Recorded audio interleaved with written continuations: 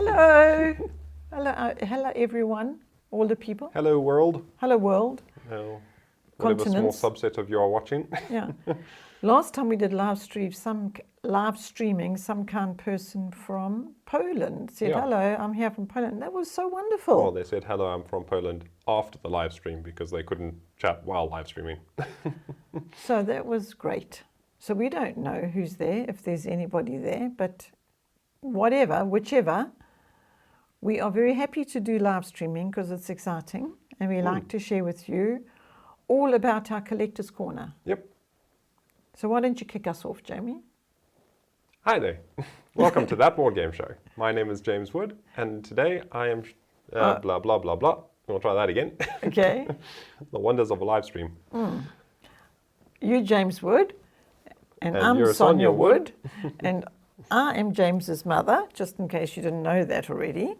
And today we're talking about The Lord of the Rings, a board game designed by Reiner Knizia and published by Fantasy Flight Games, which to my knowledge is one of the first cooperative games to at least be popular. I don't know if there were other co-ops prior to it. Maybe. That's worth doing a bit of research about. If anyone's out there watching and you happen to know if there's any famous cooperative games that predate this, let me know. Please tell us. Because this was released in 2000, so there are multiple versions of it out these days. There is a 20th anniversary edition is the currently available one. We have the Silver Line edition from Fantasy Flight Games.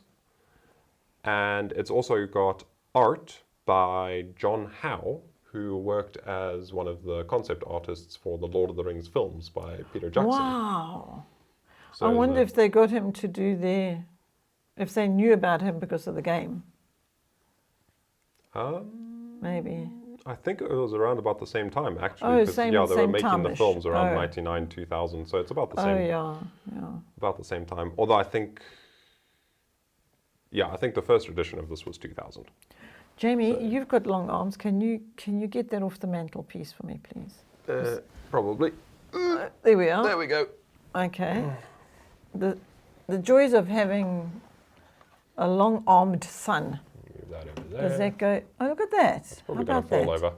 Yep, there it goes. Wait, we've got a little thing. Yeah, but I don't think I can reach that. Put your mug, because you've got your mug here. There you go. That kind of works. Because So I wanted to show, whoa, look. we have boards. Beautiful rule book. I think it's a nice rule book, even board. though I haven't read it. You're the rule book reader. What did you think of the rule book? It's a average rule book. Average. Well, it looks nice. It looks very nice. Rules-wise, it leaves a couple of things a little bit ambiguous, so it takes some board game geek forums to figure out exactly how to play the game. But this is what I've enjoyed about this game. How many times have we played? Now you see. Now I have to consult my oracle. Now you have to consult there. What are we going to put Now there? you're asking trick Why don't you questions. put your mug? Your I mug can, but that's then it's done. going to fall over every time I have a sip of tea. Well, just until we have another plan. Aha! There Aha. you go. Okay. We have played this game. Lord of the Rings. This is the board where Sauron. Did I say that right? How do you say that? Sauron. Sauron. Yeah, you see, he gets pronunciation. I mean, not me so much. Anyway, he moves along this way, and we're moving along this way, and we have to try and not meet on the track. So that is the movement.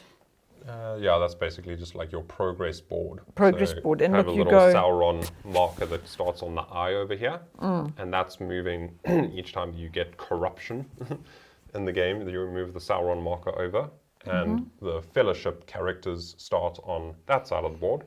And every time you take corruption, you move along, because basically the idea is the ring bearer is being corrupted by Sauron, and if ever the character carrying the ring and Sauron meet. That character gets eliminated. It's a good thing you're talking with your hands right now, because there's mozzies flying around and you keep wishing them away. They probably doesn't pick up on the There's camera. no Maybe way it will. you can see those tiny little things on the camera. Oh, really? Okay. We Jamie, have played this game a whopping 8 times. I really thought it was more than that. It feels like more than that because you play board number 1, Then you play board number 2. Then you play board number. Then you play board number. But have a chance to look how 3. beautiful this art is. And then you play board number 4. And that is one game. Okay, but you go and around. all of these have John Howe art splayed across them. But Jimmy, you the guy that pronounces these things nasty when it comes to the Lord of the Rings. So why don't you show them? We start at bag end, and then we go through. You start at bag end over here. Ooh. Yeah, there's bag end. Then we go to Rivendell. Then Moria. Then Lothlorien, Helm's Deep, Shelob's Lair, and Mordor. And show them the boards, because now the boards. We just showed them the boards. I know, but okay. I want to show them after we've. So basically, each of those, like in between places, you've got bag end. Open it again. Might as well. So you've Ta-da. got bag end over here. Rivendell and Lothlorien, those are like rest points in the game. So that's places where you get resources, cards. You sort of have time to recoup and plan and strategize. And then these boards represent the different confrontation boards, I think they call them, where you actually have to now deal with the threats. Have a look. Yes. So you fight the Battle of Helm's Deep. And you're going along here. You're trying to achieve this objective by going along here. And how then you're doing these this events is happen. you are playing cards, which are in the box over here. And as you say, once we've done that, we flip it over, and here how we're you in Helm's progress on Deep those over here. Boards is you're playing cards from your hand, which will not show up on the camera all the way over there, but you have lots of cards to play. And the cards have different icons on them that match the icons on the boards. So on your turn, you're playing cards to move along the different tracks. Once you get to the end of the main track, then that allows you to complete that board and move on to the next one. And that is the basic general gist of it. And I'll tell you now Aussie. how many times of those 8 plays we've actually managed to win the game. Because it's not easy. Well, not for us, anyway. 4. Oh, well, 50%. 50-50. 50-50. That's not bad, but But it's a nice size box. You see, it's just not a huge yeah, box, the but it's new got ones so are a bit much. bigger. The new 20th anniversary editions are slightly larger. Okay, Jamie, you can have your tea back now. My I don't Lord of the think Rings I mug don't tea. think the camera can see it. Look, You can see a ring. Lord of the Rings all that really T-shirt, matters. Lord of the Rings mug, and of course I've got my elephant mug. And in case you hadn't noticed, I wonder if the camera's picking up my elephants up there. Over Probably there. not. They're pretty dark. Anyway, I've said before in a live stream that I collect elephants, but that's another story because this live stream is all about us being collectors of board games. Hence Collector's Corner, episode 4. Of our collector's corner. And what we're doing at the moment is we're going through all of our collection of Lord of the Rings games. And it's not complete, according to Jamie, because he knows which ones are missing. A lot. A lot. I do that because I go, oh my goodness, we've got a few hundred games and I'm trying to curb it. We've spoken about this, whereby Jamie says if I wasn't holding the reins a bit, he would have bolted and he would be one of those. I'd be drowning in board games and broke. like they call a starving artist, hey? When I'd be a starving gamer. A starving gamer. You can't eat cardboard. I have to remind Well, Jamie you every now and then. You just won't live for very long. It's not very nutritious to eat cardboard. So we have to use some money for things like food. And if there's some more, we can think of the next game. But anyway, Jamie's got on his list some more. Do you really want to add more Lord of the Rings? Probably. Not all of them, if you say there's a No. lot. There's piles and piles and piles of them. A lot of them are competitive. So we've got I think we've only got cooperative Lord of the Rings games. Oh. Bar one. We've got one tiny little base game.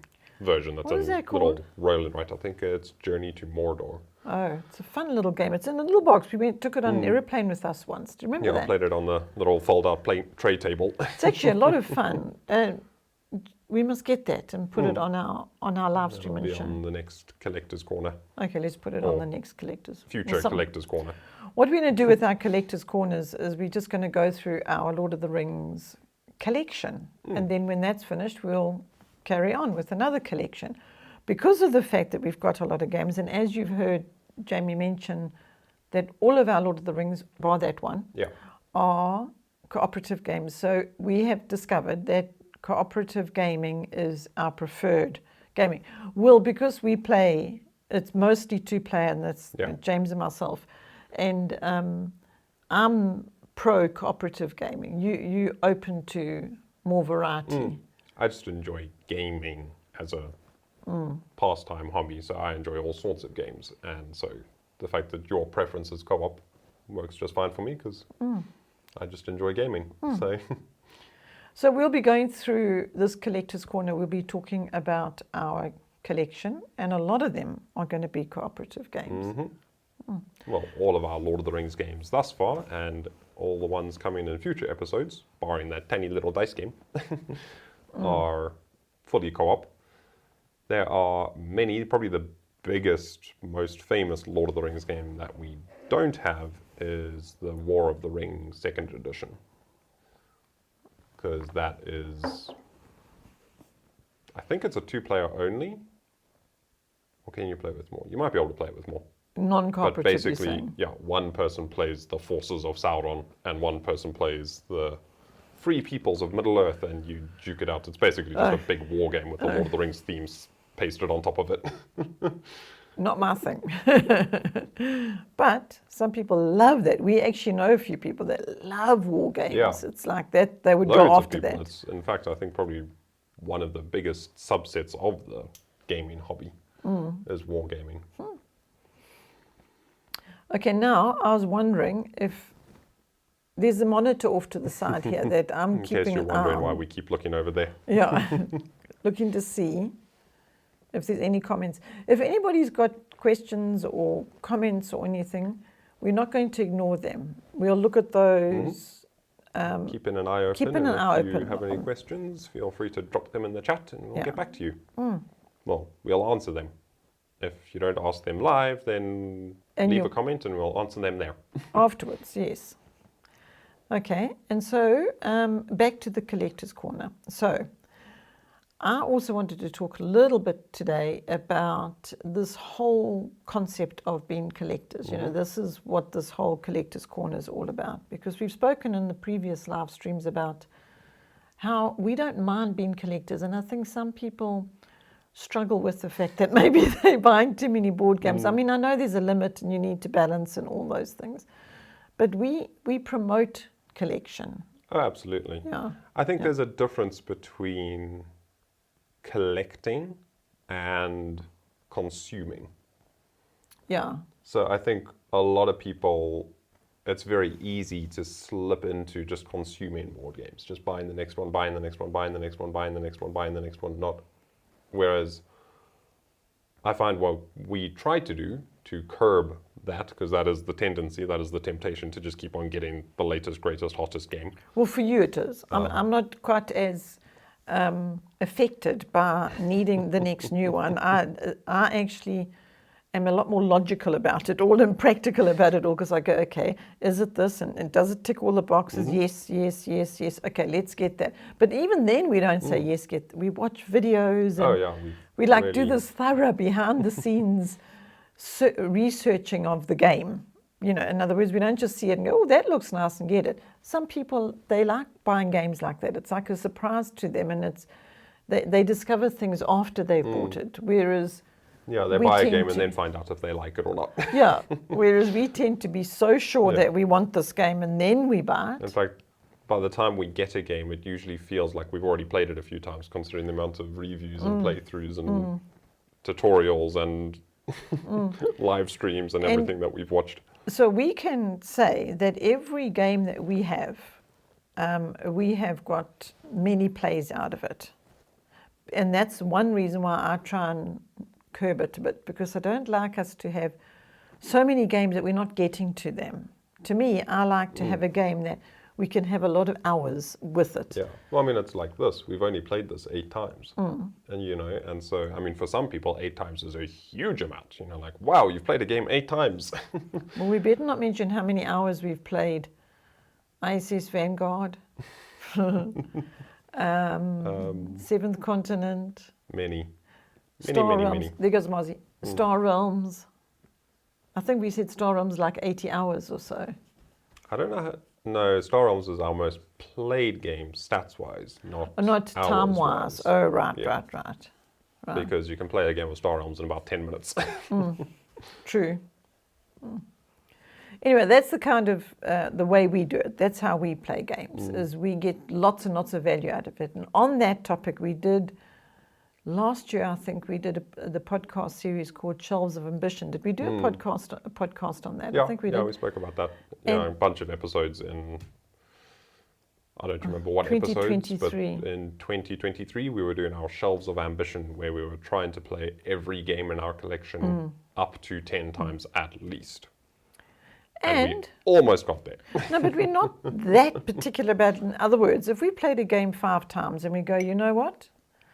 We think we're done with this game now. This isn't a game we want to play another 5 times. That's fun too, because, in other words, we were trying to get them all up to 10, but some we decided we'll put that on the shelf over there. Yeah, we got to 6 or 7 and figured, okay, that's enough. And we had a special bookcase that for is shelves sufficiently played. that were played less than 10 times, and those are games that we put there, so when we have our weekend with some friends that come, we say to them, take a look at those games. Would you like to play any of them? Because it may be that they really enjoy a game that we've played enough. Or we've played enough with just the 2 of us, because we're primarily playing 2-player games. Anything that works better with a bigger group, we're not going to just keep on playing. If we've played it 5 or 6 times, the 2 of us, and we realize this game really needs 3 or 4 players to work properly. We'll put that on the shelf, and then that waits for a time that we have a bigger group around. I'm looking over here, but I don't actually know what I'm looking at. I think I'm supposed to be spotting something. You would be seeing chat if people were chatting, but nobody's chatting, Nope. So that's okay. They're very quiet. If somebody chats, does it come there? Yes. Okay. All right. So basically, we are flexible with the playing. We say we're flexible about how many times we play. However, we do hear of other people that play a game once or twice and they get the next one and play it once or twice. I think that's mainly reviewers, though. Okay. That skews the perception a bit. Well, because when somebody's a getting a lot of professional games. reviewer, you're getting a game, playing it once or twice, filming a review next, play it once or twice, film a review next. Yeah, and they get to play lots and lots and lots of games. For us, and that's not always a good thing. You often hear reviewers talking about, we've got this game, we'd love to play it more, but we just don't have time. And then we feel very, very privileged and blessed that we can actually play our games as much as we want to. We don't have that pressure of doing the next one, the next one, the next one. But we actually don't get enough play time in, really. We would like it if we could play more. But it so turns out that we play games every weekend, but we would also like to play in the week. So now we're going to try something new. We're going to try putting a game out that can stay out, because then you can just keep going back to it, like Seventh Continent. Yeah. We did put that on the dining room table for a while. Yeah. Remember, and we kept on going back to it. We'd play 15 minutes one evening, and then the next evening a half by an leaving hour. it set up, you can just dive in and out. You can pick it up, put it down. Yeah. So that's what we would like to do. Because why? Because we want to play more games. Because we love playing games. Yeah, There's and only playing enormous games on amount the of- weekend Not enough. doesn't quite get enough game time. Not for you. For me, I do try play solo during the week, but even then, sometimes you get to the end of a long day and you want to go play something, but then the game you want to play is a big crunchy heavy Euro and you can't really get your brain gears turning quite adequately to actually have fun. I must say, one of the things that I enjoy about this whole collectors thing is the fact that I find when we when we start collecting like around a particular theme, for me, it creates more immersion in that theme, you know, and I get more invested in it.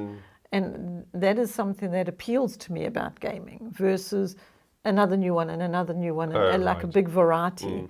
Like now we've got this, you know, what was it, 8 or 9, maybe more, Lord of the Rings games. Thereabouts. And it's a nice big variety of different Lord of the Rings games, but the theme is all the same. It's all Lord of the Rings, yeah. Yeah, so I enjoy that. I enjoy becoming immersed in the theme because I'm all about the theme and about some people are not, but I am. I love the theme. I get so lost in the theme. I think we've told them the story about when we were going on the road trip and we In drove one of the past previous Collector's Corner episodes. yeah, we drove past Rivendell. I literally had to pull the car over on the side of the road and just regroup because Short I'm a version, driver. We were listening to the Lord of the Rings audiobook narrated by Andy Serkis. Yeah. And as we're driving along on our road trip listening to the audiobook, we drive past a place called Rivendell. And then another place called Misty Mountain Guest Lodge. And I'm listening to the audiobook, and because I get so lost in the theme, I had to pull over and remind myself, be responsible. You're driving a vehicle on planet Earth. You're not Earth, in Middle not Earth. The other Earth. Yeah, so the theme's important, and I absolutely love it. Love it, love it, love it, because, I mean, I get totally lost in the theme. It's quite a lot of fun. One of the reasons why I like board games, because you can just get lost in them. It's so a way many to reasons I love board games. transport yourself and travel without ever leaving your house. Yeah, oh, it's really, really fantastic. And that is why I like collecting a theme, like a series, because of that. The pandemic comes to mind, the pandemic games. Pandemic series, not Series. the actual pandemic. No, The no, board no, game. no, not the actual pandemic. No, I'm talking about the board game, yeah. Yeah, we've got a whole range of those. And again, you just get lost in the theme. Yeah. Well, I do. And that's one thing that, while we've been doing this Collector's Corner and I was thinking about it, I was thinking, actually, that's what I like about being a collector, is the theme aspect of it. Everybody might have a different reason for being, why do you enjoy collecting? Why do you think you're a collector? I haven't asked you that before. I enjoy collecting, I'd say largely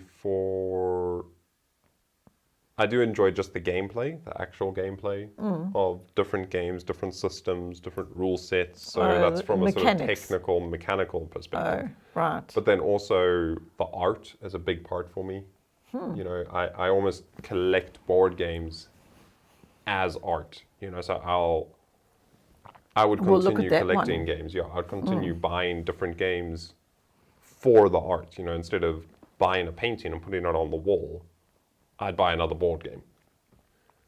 Because now that board game is just chock full of gorgeous art, and more games today are just, the art is. But we've also been watching a review actually just this evening before we came to live stream, and I've been hearing this phrase quite a bit, and that's beige euros. But you would like that because the mechanic would enjoy win. the mechanism there, Yeah. So I'd collect beige euros for mechanical reasons, for the system, the puzzle, the what it strategy makes my brain feel like when I'm playing it.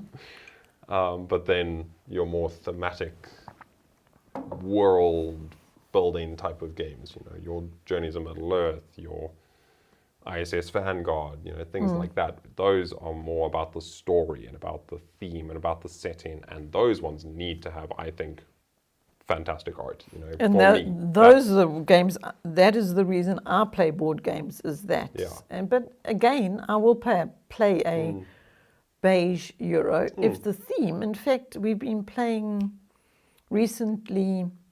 I think it's called Coffee Roasters, or was it Coffee Traders? Coffee Traders. Is that what it's called? Coffee Traders. You are playing Coffee Traders in the game.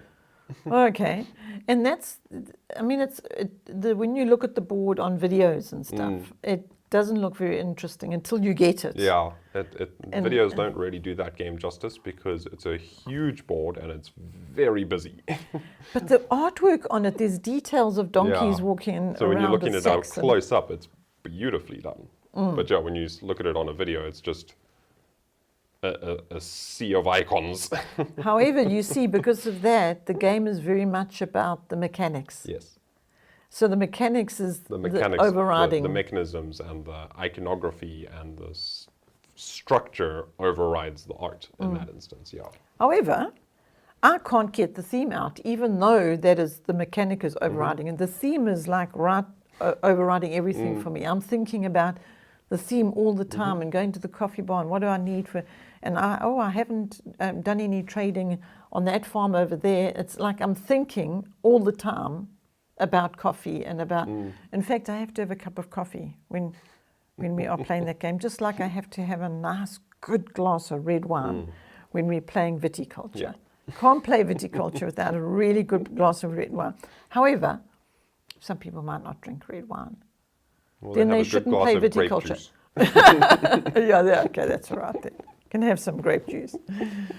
So again, it's about theme. And yeah, there's this whole hobby. There's so much in this hobby that we just love. We've been board gamers since I was raised with playing board games with my family. You were raised as a child playing board games. And we had to be very selective of our board games at that time. That's for another story. But now, Jamie's an adult man, and here I am going into my senior years, and I'm just loving board game. Yeah. You know, the more we play, the more we immerse ourselves in this hobby, the more we like it. It's not a hobby that has at any stage faded. Because hobbies do that. You can get a hobby, get an interest, enjoy it, and then have fun for a while, go all in, and then it just not with gathers us. dust. No. Not with board games. For us, board games from a little tot all the way till now, it's been something that has just continued to keeps grow. giving, yeah. Yeah, it keeps giving. And there's mozzies everywhere tonight. Where there's you walked around looking to see where the mozzies were breeding. Yeah, and I Couldn't can't find it. Yeah, so as you say, it just keeps giving this board game hobby. And, you know, I could spend hours talking about the value of it on It's so many huge, levels. on a social level, on a relationship level, on a family level, on a, you know, there's so many benefits to getting around a table, Mental and health. playing a board game together. You know, pushing around physical bits on a tabletop and playing cards and interacting and the discussions it can engender and the relationships it can forge, the memories it can create. You know, I mean, So you know what? some of our fondest memories are sitting around a table playing a board game. You know what's coming to mind? This story's coming to mind now, so I'm just going to have to share it. And that is, we had a young lady that was, okay, I'll go to the beginning. This young lady's grandmother phoned me and said, my granddaughter is staying on one of the houses near us. And she's on her own, and I'm not feeling very comfortable about her being on her own. Would you mind very much inviting her over for dinner or something? Just keep an eye on her for me. A very caring grandmother. And so I said, sure, no problem. So I kept an eye on her granddaughter, as I had said I would, and I went to pop in and visit her and said to her, why don't you come over for dinner? Anyway, she came over, and we all said, we don't know each other. And I said to her, we started with making sushi in the kitchen. And then we said, okay, let's go play a board game. Would you mind playing a board game? Do you like playing board games? No, she's keen to play. A very quiet young lady. And it was taking a bit to get to know her. And we went upstairs and we put a board game on the table. Well, Sushi go, of course. The transformation of this person, she was into it. And she was like, okay, right, what do we do? And it was so fascinating to see like her just come out of herself. Yeah, this very shy, retiring, timid kind of person. Yes, it was so all fun. Those inhibitions just poof, melted away. And now that is just a little story of how many times we've experienced. That one stands out for me because it was such a transformation from this, as you say, Yeah. shy, quiet, introvert sort of person who we didn't know at all, just met her, invited her for dinner. And now, by the end of the evening, we were the best of friends, all of us. Come again, come tomorrow night, and come the next night. As long as you're staying in Granny's house, she was staying there for Game night every night. Yeah, game night every night. Come, and it was fun. But and she got to play a whole lot of different games. And now, I mean, she doesn't even live in this country. We're in South Africa. She lives in Europe somewhere. And now it's like, I'm coming to visit my grandparents. Are you around? Can I come play games? So you see, it's just like, to me, that's one small example of what board games can do. We had made sushi in the kitchen and done all the sushi things, and that was helping to get to know her a little bit. Yeah. But nothing like what the board game on the table did. Nothing like that. So that has been my experiences. You can take a long time to get to know people until you put a game down. Then you really get to know people depending on what game you put down. Because we play cooperative games, we had some people come over and they heard that we board gamers and they're going to come play. And we play cooperative games, but this lady says, well, cooperative? What's that? What do you mean? How does that work? Yeah. What? I don't play games to cooperate. I play games to win. She says, I'm competitive, not cooperative. It was hilarious. So we play a cooperative game. Wasn't it this game? Or was it the Hobbits? It was the Hobbits. The dice-based versions of this, which we'll be talking about next time on Collector's Corner. Okay. So we said to her, well, we're not going to do, especially if you're competitive. I don't want to play with somebody who's so competitive. I don't enjoy that myself. Somebody who's just like out to win, Some people love that. Jamie doesn't mind that at all, no. But I do. You can play that game. Yeah. Anyway, so we play a cooperative game with her because it's a whole new experience. What's this cooperative? And she loved it. Okay, now she likes cooperative games. She wants to come play another. It's so much fun. We like all working together and we're thinking together. And what she enjoyed is how one person's brain was offering this and another one was offering something else, and everybody's... You're all tackling the same problem, but you're all solving it in completely different ways. She was so into it and so taken with this whole new idea of playing a game, a board game cooperatively.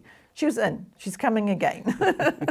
And this was, again, somebody we didn't know very well. And she was coming to play a board game and wanted to be competitive.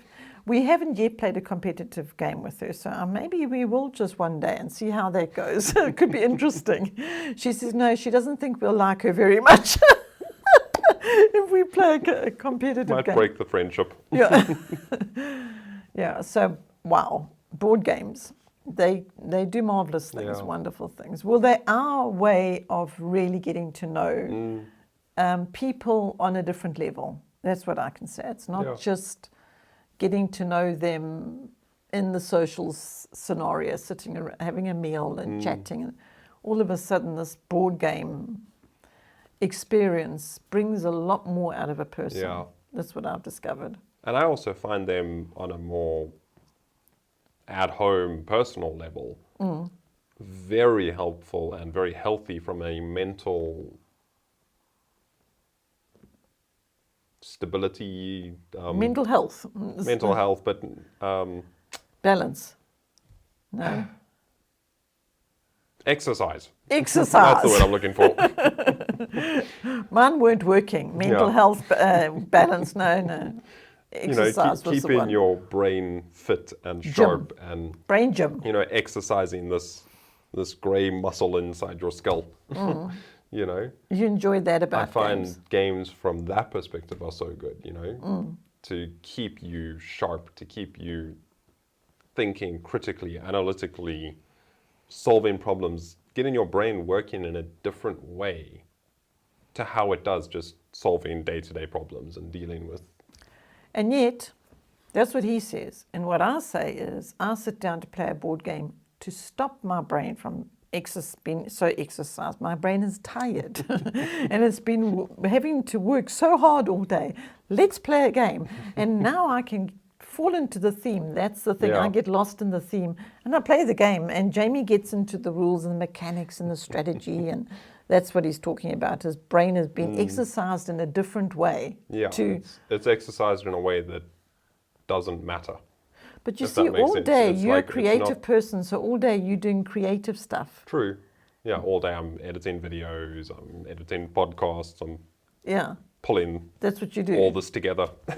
So, yeah. Yeah, that's maybe what it is you're exercising that I'm part of your brain exercising in my the day. creativity and my storytelling and all that all day, every day. So yeah, Yes. to sit down with a game gives me that chance, to exercise that other part of my brain. Whereas for you, it's like the other way around. The other way around, completely the Yeah. opposite way around, yeah. So, wow. Well, this is why we're doing these live streams and sharing this collector's corner, because of all of these stories of just being able to tell you and share with you the good. The good. There's just so much good of this hobby, in this hobby, I think. Yeah. As I say, from my childhood, Mozzie. Yo! Wow, there's so many. They're going to carry us away just now, and then we won't be able to carry on live streaming. Yeah, Mozzie's going to pick us up and we're going to go floating off. Yeah. But they're not Lord of the Rings mozzies. No, fortunately. Certain games, yes, they're a little too graphic for me. So that's also why I like cooperative, because we can share the experience rather than... And these games where... And you can thematically hide behind me when something big and scary comes Yes. shambling forward. That game, Journeys in Middle-earth, Lord of the Rings Journeys in Middle-earth, I say to Jamie, okay, you go deal with those, whatever they are, wolves and things that are trying to... And I'll just go over here and see if I can find something useful. And generally you find a whole pack of monsters and take them all out single-handed. That's what I end up doing. Like, hey, you're in my way. You're not supposed to be here to carry on. Somehow that happens. Don't particularly enjoy that part, but it happens and somehow it works. Yeah. But we do divide and conquer a bit, don't we, when it comes to these cooperative... Well, depending on the game. Some games say, oh, you wanted to split up. Yeah, slap, slap, slap, slap, slap. Don't do that again. Yeah. Okay, well, that's me. That's me for today's collective corner. I've told you the stories I wanted to tell you, and I hope that next week... Do we do these once a week, once a fortnight? Bi-weekly. Not next Thursday, the following one. 2 weeks from today if you're watching this live. And we're going to do the next Lord of the Rings game that we have. We'll talk to you about that one and our experience of that. And we'll just keep going through our collection. Yeah, chipping away at our collection, one game at a time. And we do hope you enjoy these live streams, because one thing is for sure, we enjoy doing them. And we're very happy we can do them, because we weren't able to do them for a long time because of internet challenges.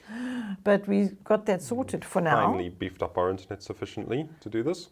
And we hope it's all going smoothly and everything's working like it is, because live streaming is a little bit of a technical thing. Jamie's got all sorts of stuff going on here.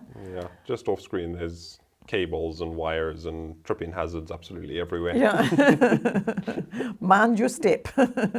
Yeah, so, but we're very, very, very glad. I just think it's an absolute privilege to be able to have this opportunity to do these live streams. So I'm looking forward to the next one. And hopefully some of you will join us live next time and hop in the chat. And until next time, I shall say thank you ever so much for watching, and I hope you enjoyed the show. And so do I. I also hope you enjoyed the show. Bye. Bye.